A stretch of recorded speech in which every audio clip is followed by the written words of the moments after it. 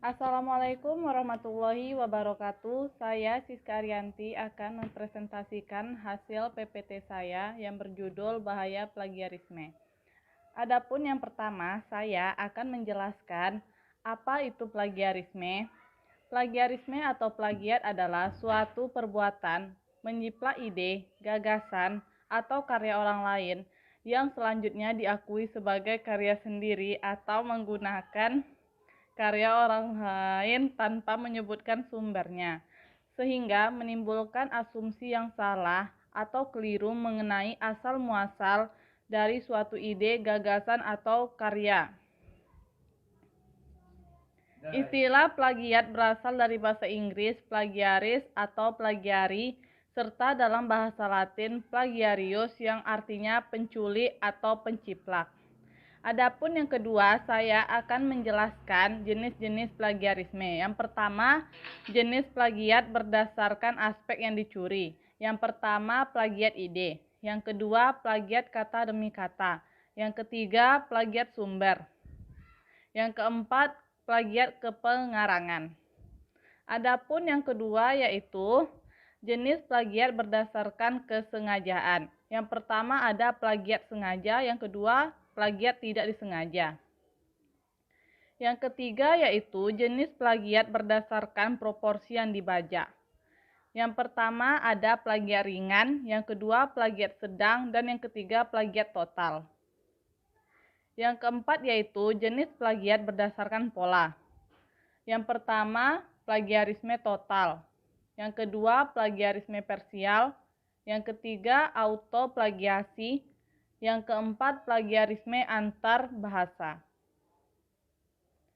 Yang kelima yaitu jenis plagiat berdasarkan penyajian. Yang pertama plagiarisme verbatim. Yang kedua plagiarisme kenperca. Yang ketiga plagiarisme parafrasa. Yang keempat plagiarisme kata kunci atau frasa kunci. Yang kelima plagiarisme struktur gagasan. Adapun beberapa faktor yang dapat digunakan dalam mengidentifikasi plagiarisme yaitu: pertama, penggunaan kosakata. Yang kedua, perubahan kosakata. Yang ketiga, teks yang membingungkan. Yang keempat, penggunaan tanda baca. Yang kelima, jumlah kemiripan teks. Yang keenam, kesalahan ejaan yang sama. Yang ketujuh, distribusi kata-kata. Yang kedelapan, struktur sintaksis teks. Yang kesembilan, rangkaian panjang kata yang sama. Yang kesepuluh, order kemiripan antar teks.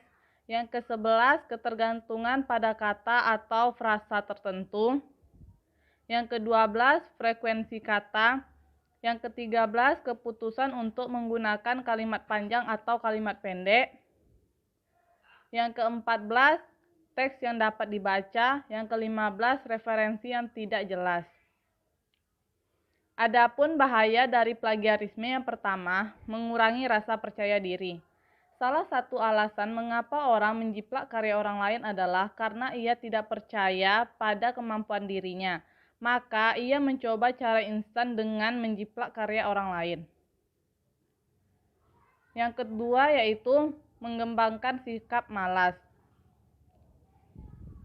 Menganggap mudah sesuatu dengan mengandalkan karya orang lain tanpa berusaha untuk membuat karya sendiri merupakan hal yang tidak baik. Cara instan berkarya tanpa berusaha dengan mengakui karya orang lain membuat kamu menjadi pribadi yang malas. Yang ketiga yaitu membangun reputasi yang buruk. Jika kamu mengakui karya orang lain sebagai karyamu, tentu saja orang tersebut akan marah. Jika kamu terus melakukan kebiasaan ini, maka semakin banyak orang yang marah kepadamu dan reputasi kamu akan dikenal buruk oleh banyak orang. Yang keempat, menghambat kreativitas seseorang. Seorang plagiat tidak bisa mengembangkan kemampuannya karena ia terus menggantungkan semua pekerjaan pada karya orang lain yang diakuinya. Plagiat tidak berusaha untuk berpikir serta menggali ilmu lebih dalam untuk menciptakan sebuah karya. Yang kelima, hukuman tindakan plagiarisme. Jadi, sang pelaku dapat dikenai hukuman seperti Undang-Undang Nomor 28 Tahun 2004 tentang Hak Cipta. Kerugian yang dirasakan dari plagiarisme merupakan kerugian jangka panjang. Itulah tadi hasil presentasi PowerPoint saya. Apabila terdapat kesalahan, saya mohon maaf. Assalamualaikum warahmatullahi wabarakatuh.